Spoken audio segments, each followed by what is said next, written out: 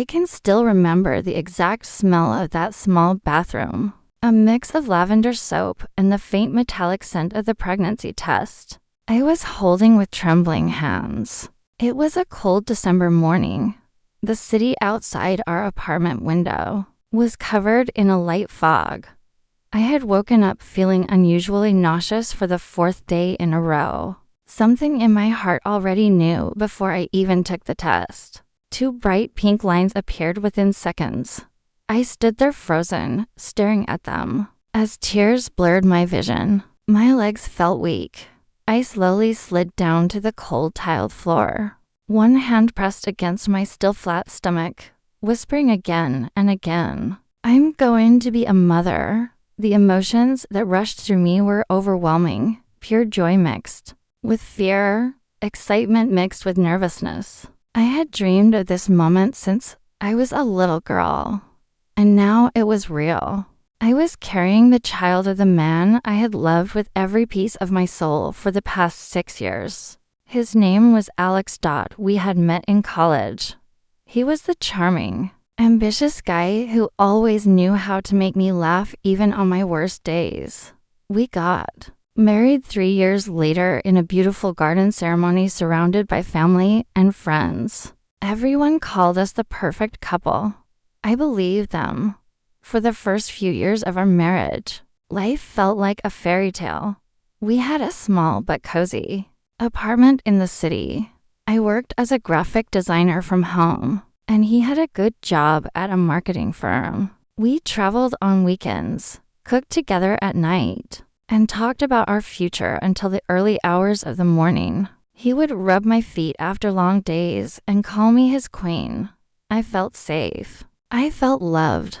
I felt chosen. That's why I planned the pregnancy reveal so carefully. I bought tiny white baby shoes, wrapped them in soft pastel paper, and tied them with a silk ribbon. I also wrote a small handwritten letter to the best father in the world.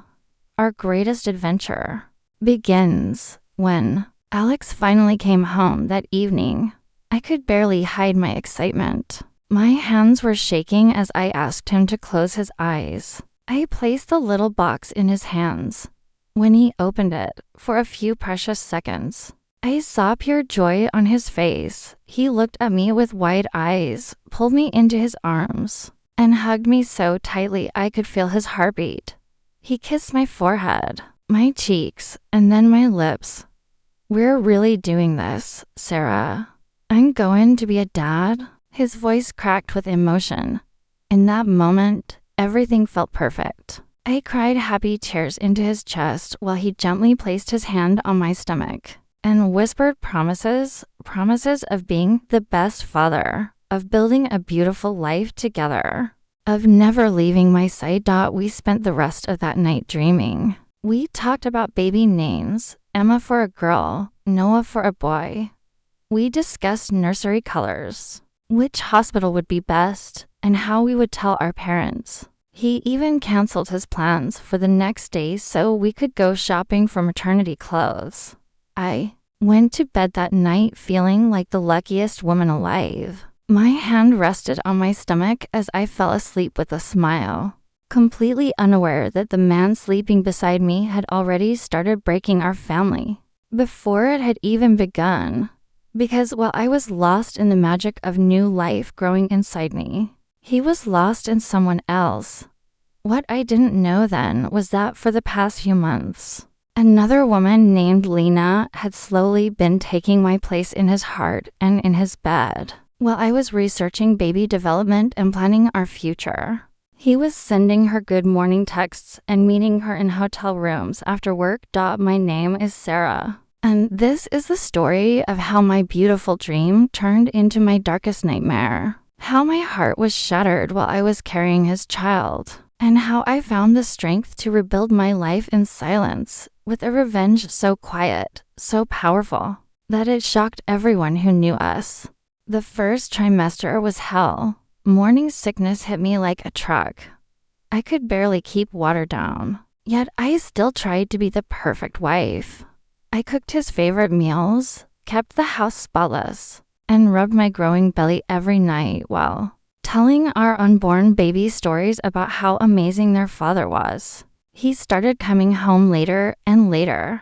Busy project at work, he would say while avoiding my eyes. I believed him. I made excuses for him even when my intuition screamed that something was wrong. Then came the night that broke me. It was raining heavily. I was exhausted after vomiting. For the third time that evening, I had fallen asleep on the couch waiting for him. His phone kept buzzing on the coffee table. Again and again. Something inside me shifted. I picked it up. The messages were still open.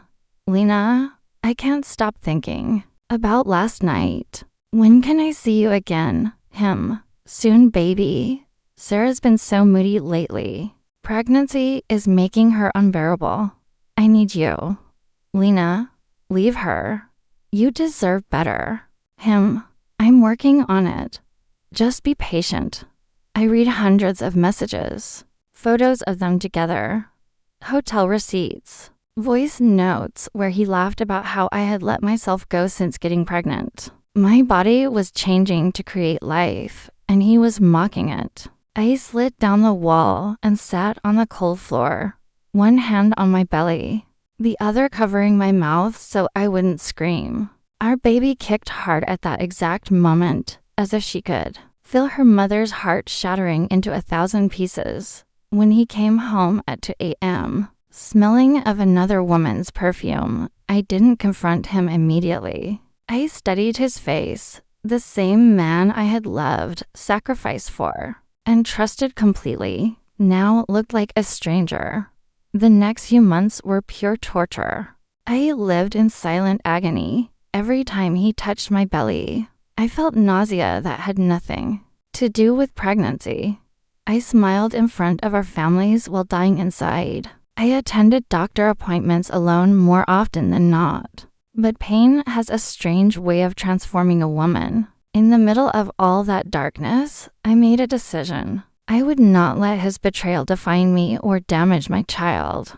I started planning in silence. I created a hidden folder on my laptop. Every screenshot, every bank transaction, every late-night location ping I could track. I saved it. I quietly moved money into a separate account. I consulted a lawyer under a false name at first. I even started recording some of our conversations on my phone. I stopped begging for his attention. Instead, I focused on my health, my baby, and my future. I joined a prenatal yoga class. I reconnected with old friends. I began reading books on emotional healing and financial independence. The love I once felt for him slowly froze into something colder, clarity.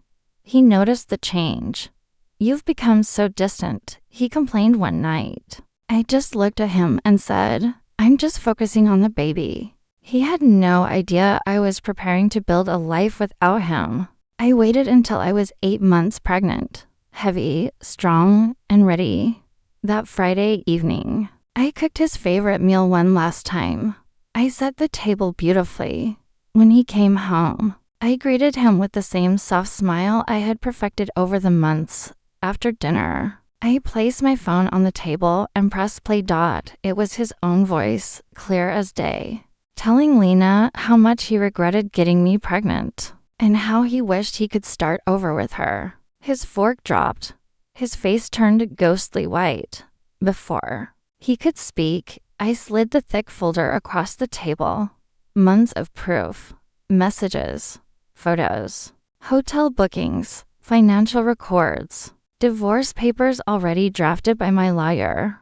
"I've known for months," I said calmly, my voice steady despite the storm inside me. "I carried your child while you were warming another woman's bed. I protected our baby from the truth of who her father really is." He started crying. He begged. He got on his knees and said he would do anything to fix it.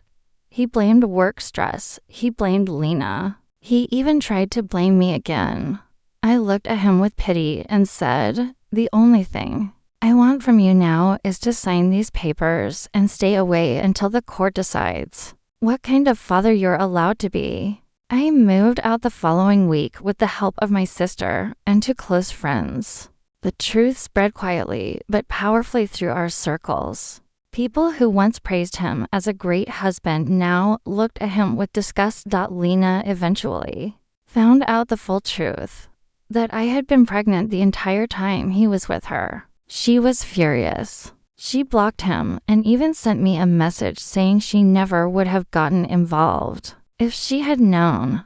He lost his reputation, his comfortable life, and most importantly, the respect of everyone who mattered. The court granted me full custody. He was ordered to pay substantial child support and can only see our daughter under supervised visitation. Our daughter, Emma, was born 2 weeks later, healthy, beautiful, and strong.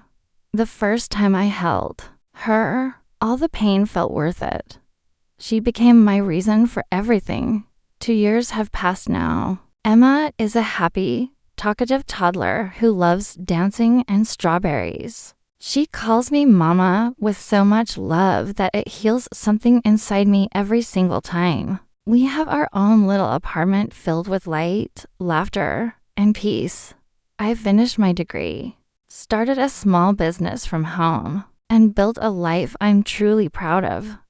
He still tries to apologize sometimes. I don't hate him anymore. I feel nothing but indifference. The greatest revenge wasn't destroying him. It was refusing to let him destroy me. It was choosing to rise while he expected me to fall. It was becoming the mother, the woman, and the version of myself he could never deserve. To every woman watching this who is going through betrayal, especially while pregnant or with children, your pain is real. Your tears are valid. But your power is greater than this heartbreak. Protect your peace. Protect your child. Document everything. Build quietly. And when you're ready, choose yourself unapologetically. The best revenge is not loud. It's not violent. It's living well. It's raising strong, loved children. It's waking up every morning with dignity and purpose. You are not broken. You are becoming unbreakable. Thank you for listening to my story. If it touched you, please leave a heartfelt comment below. Share your strength. You are never alone. Until next time, heal, grow, and rise.